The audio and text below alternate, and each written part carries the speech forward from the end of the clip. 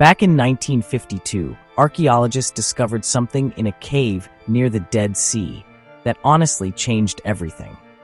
It wasn't written on leather. It wasn't written on papyrus. It was hammered into pure copper, a metal so expensive in the ancient world that while using it for writing was kind of like carving your shopping list into solid gold bars. And when they finally cut it open and read what was inside, it wasn't scripture, it wasn't prophecy, it was a treasure map.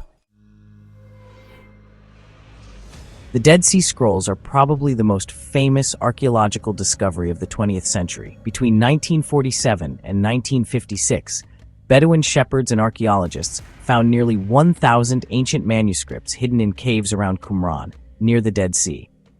Biblical texts, community rules, prophetic writings, stuff that totally rewrote our understanding of ancient Judaism. But on March 14, 1952, in Cave 3, they found something completely different. 2 rolls of oxidized copper, so corroded they couldn't be unrolled without destroying them. So, they shipped them to Manchester University in England, where Professor H. Wright Baker did something that seems honestly kind of insane. He sawed them into 23 strips like a loaf of bread. And when scholars finally read what was inside, they couldn't believe it. Listen to this. This is an actual entry from the Copper Scroll.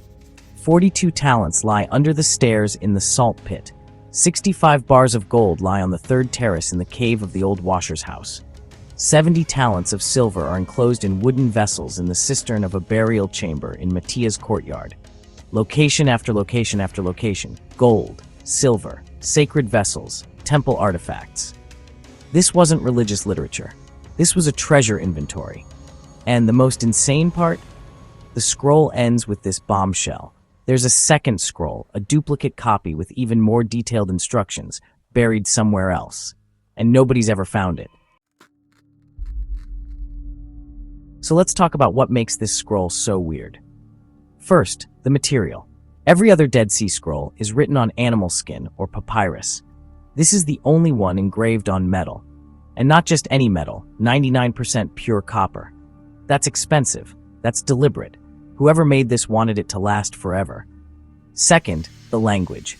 It's not written in the literary Hebrew of the other scrolls. It's written in Mishnaic Hebrew, closer to everyday spoken language. And there are Greek letters scrawled in the margins that, honestly, nobody can decode. Third, the content.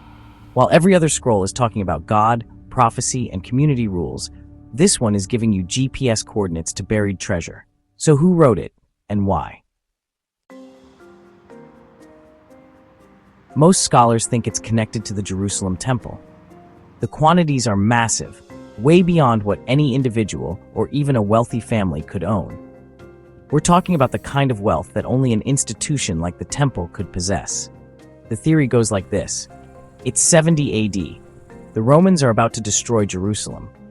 The temple priests know what's coming, so they evacuate the most sacred treasures, gold, silver, ritual vessels, maybe even the Ark of the Covenant, and hide them in 64 locations throughout the Judean wilderness. They engrave the hiding spots on copper because papyrus rots and leather decays, but copper lasts. Then they seal it in a cave, hoping that someday, when it's safe, someone will find it and bring the treasures home. But here's where it gets controversial. Some scholars think the whole thing is a hoax, or folklore, or wishful thinking. Because if this treasure was real, wouldn't somebody have found something by now? And then there's Jim Barfield. Jim was a fire marshal and arson investigator from Oklahoma, not an archaeologist. But in 2006, he became obsessed with the Copper Scroll. He studied it for months. He compared the descriptions to aerial photos of Qumran, and he had a breakthrough. Barfield claimed he'd identified 50 of the 64 locations, all of them in or around the Qumran complex itself. Just think about that for a second.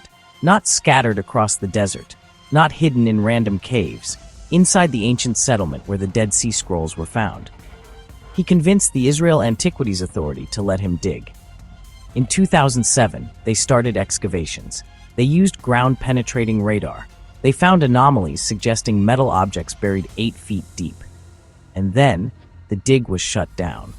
According to Barfield, one of the Israeli archaeologists received a mysterious phone call, and suddenly they weren't allowed to dig anymore. The official reason? We didn't find anything. But Barfield says that's not true. He says they never dug deep enough. He says the radar showed clear evidence of something metallic down there. And he says political pressure from religious authorities who don't want anyone digging near holy sites is what really stopped the excavation.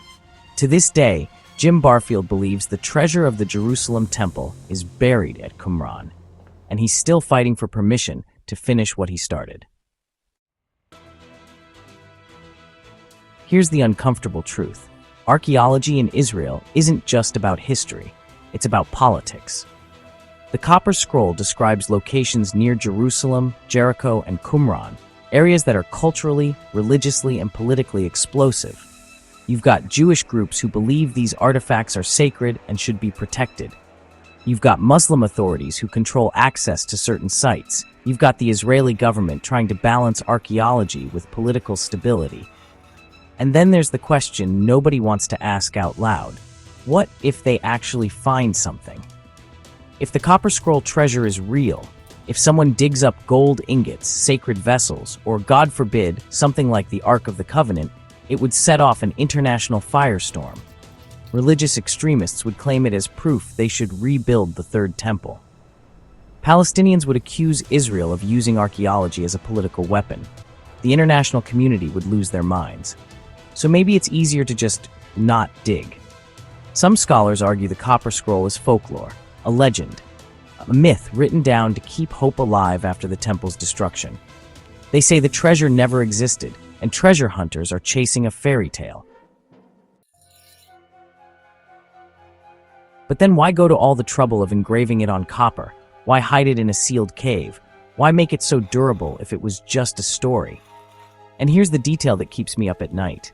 The scroll says there's a second copy, a duplicate with even more precise directions, hidden somewhere in the dry underground cavity in the smooth rock north of Kolit. What if someone finds that scroll? What if it unlocks the whole mystery? So where does that leave us? The Copper Scroll is real. It exists. You can go see it in the Jordan Museum in Amman right now, sealed in a climate-controlled case. The treasure? That's still a mystery. Maybe it was looted centuries ago. Maybe the Romans found it. Maybe it never existed. Maybe it's still out there, waiting 8 feet underground at Qumran, exactly where Jim Barfield says it is. What's certain is this: somebody thought it was important enough to preserve forever. They used one of the most expensive materials in the ancient world to make sure this information survived. They believed in it. The question is, do you? Here's what I want you to tell me in the comments. If Jim Barfield is right, if the treasure is buried at Qumran, should they be allowed to dig it up? Or are some things better left buried? Because I'll be honest with you, I don't know the answer. Part of me wants to see this mystery solved. I want to know if it's real. I want to see what's down there. But another part of me wonders if maybe the Copper Scroll wasn't meant to be a treasure map. Maybe it was meant to be a treasure memorial, a way of saying, this existed, this was ours, we hid it, remember us. So tell me, would you dig, or would you leave it alone? Drop your answer in the comments, and if you think Jim Barfield got screwed, if you think politics and religion are keeping us from one of the greatest archaeological discoveries in history, let me know that too, because I want to hear what you think.